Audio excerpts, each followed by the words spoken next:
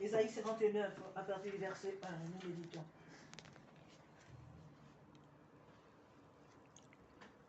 Non, la main de l'Éternel n'est pas trop courte pour sauver, ni son oreille trop dure pour entendre. Mais ce sont vos crimes qui mettent une séparation entre vous et votre Dieu. Ce sont vos péchés qui vous cachent sa face et l'empêchent de vous écouter. Alléluia. Ce soir, à la parole de Dieu, nous sommes à une réunion de prière. Il est important que lorsque nous venons dans la présence de Dieu, que nous prenions du temps pour adorer Dieu. Dieu aime que lorsque nous arrivons dans sa présence, nous le célébrons, nous le magnifions à travers les cantiques. Amen. Et c'est ce que nous venons de faire. Alors, ce soir, Dieu nous dit, et il nous rappelle encore que nous traversons souvent des moments et nous pensons que Dieu ne nous écoute pas, ou que Dieu ne prête pas attention à ce que nous traversons, ou que ce que nous vivons ne l'intéresse pas. Nous avons l'impression que Dieu nous a effacés de devant lui, et puis des fois on est dans le doute, dans des questions et dans l'incertitude. Est-ce que le Seigneur voit cette situation que je vis? Est-ce que Dieu voit cette situation que je traverse? Quelquefois, ce n'est pas que Dieu ne veut pas nous écouter ou ne veut pas agir, mais c'est parce que, comme la Bible vient de le dire, c'est parce que souvent nous faisons des choses que Dieu n'agrée pas.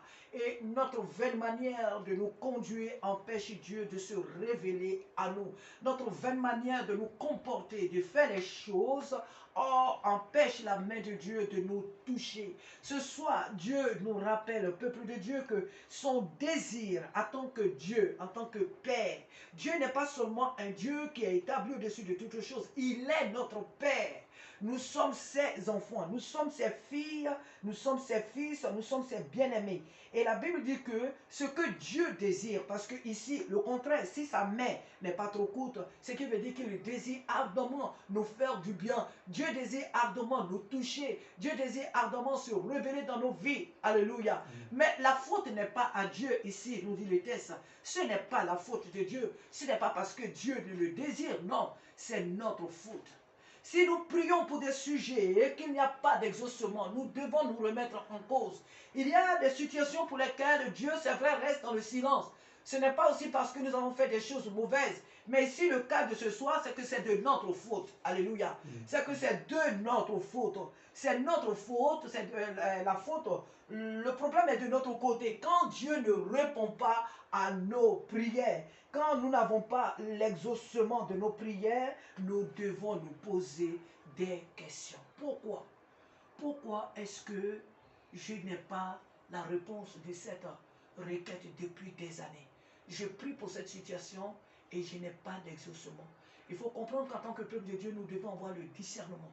Parce qu'il y a des situations pour lesquelles nous prions aussi. Et par exemple, nous demandons quelque chose à Dieu. Dieu ne nous donne pas la chose. Pourquoi? Parce qu'il sait que cette chose nous fera du tort. Donc, il ne nous accorde pas cela. Il y a des situations pour lesquelles nous prions. Dans certains cas, Dieu ne répond pas. Pourquoi? Parce qu'il sait les problèmes que nous allons avoir avec ce que nous demandons. Alors, il ne répond pas. C'est pourquoi il est important que nous ayons le discernement. Et le discernement nous amène toujours au pied de Dieu. Seigneur, pourquoi? Seigneur, pourquoi est-ce que cette situation, elle est telle qu'elle est? Seigneur, pourquoi est-ce que je demande telle chose et tu ne me réponds pas? Seigneur, pourquoi? Seigneur, pourquoi? Et Dieu est toujours prêt à nous écouter et à nous répondre. Un homme dans la Bible, ils sont plusieurs d'ailleurs, mais un homme comme Daniel a voulu, la Bible dit que Daniel avait eu à cœur de comprendre ce qu'il avait vu, ce qu'il avait entendu, la situation qui était là devant lui. Il avait à cœur de chercher. Et lorsqu'il s'est présenté devant Dieu, nous connaissons très bien cette histoire, Dieu a envoyé son ange pour lui apporter la solution de ce qu'il voulait savoir. Alléluia. Donc nous devons toujours chercher à savoir les situations dans nos vies pour lesquelles nous ne comprenons pas. Nous voyons toujours le contraire de ce que nous demandons. Nous devons aller devant Dieu. Il dit non, la main de l'Éternel n'est pas trop courte pour sauver, ni son oreille trop dure pour entendre. Mais ce sont vos crimes qui mettent une séparation entre vous et votre Dieu. Ce sont vos péchés qui vous cachent sa face et l'empêchent de vous écouter.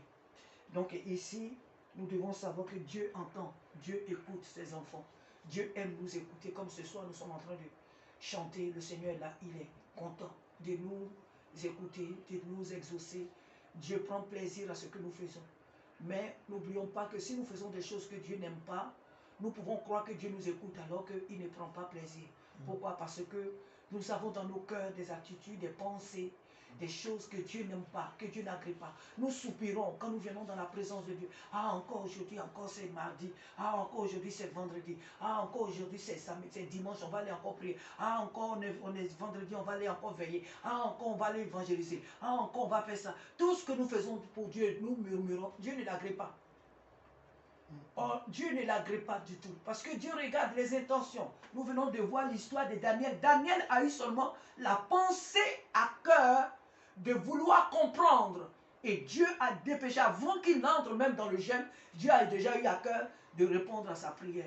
Donc ce qui veut dire que ce que nous pensons avant de l'exprimer crie fortement devant Dieu. Nos pensées crient, nos intentions crient devant Dieu.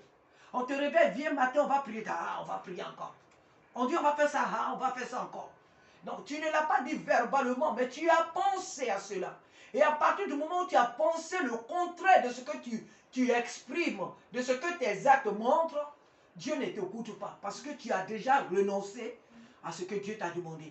Tu as déjà renoncé. On dit souvent la bouche qui ne parle pas.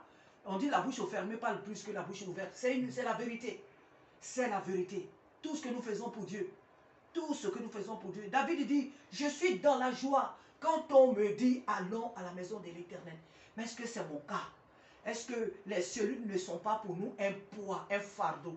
Est-ce que venir prier, même étant ici, nous qui sommes ici, la parole s'adresse à tout le monde.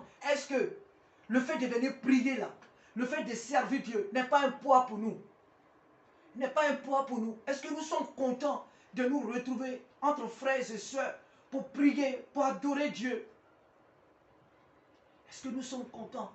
Parce que ce que nous faisons, nous ne le faisons pour personne, c'est pour le Seigneur. C'est pour Dieu que nous le faisons. Il n'y a pas un meilleur service au monde que ce que nous sommes en train de faire. Il n'y a pas un plus beau travail que de servir le Seigneur. Alléluia. Parce que ce que nous sommes en train de faire, c'est enregistré au ciel. C'est enregistré. La récompense, nous l'avons sur cette terre, mais elle est encore de plus belle là-haut.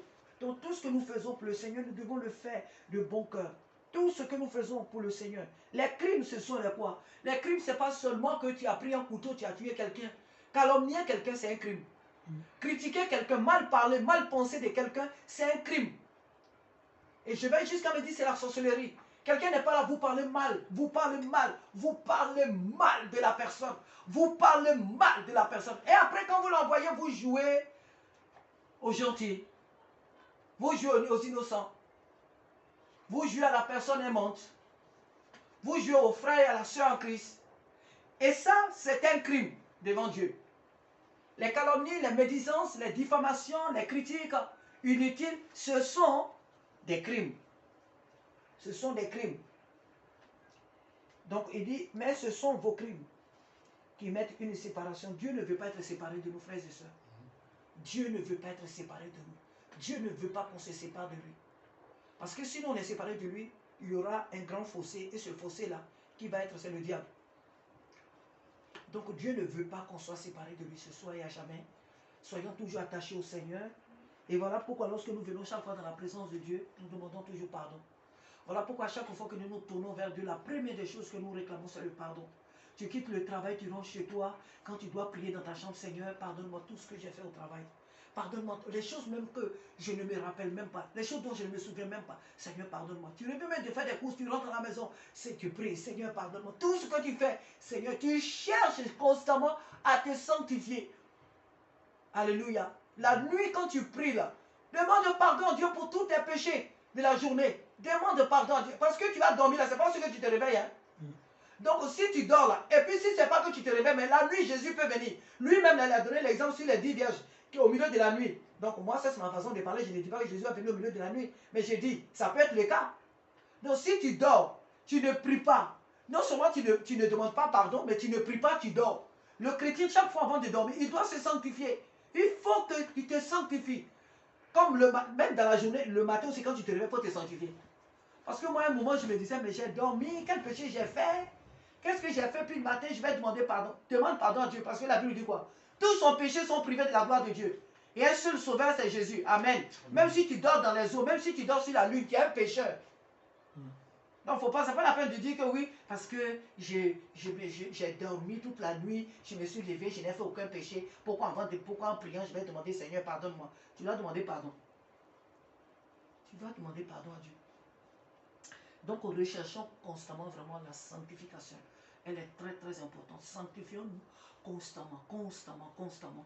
Et alors, lorsque nous prions, Dieu peut entendre nos prières parce que vraiment, nos péchés, nos transgressions, notre rébellion empêche Dieu vraiment de nous écouter. Voilà. Dieu n'exauce pas les pécheurs, nous dit quelque part dans la Bible. Alléluia. Et pour finir encore, il dit, ce sont vos péchés qui vous cachent sa face et l'empêche de vous écouter, de vous entendre. Donc, que les péchés que nous faisons, que nous les noyons dans le sang de l'agneau constamment et que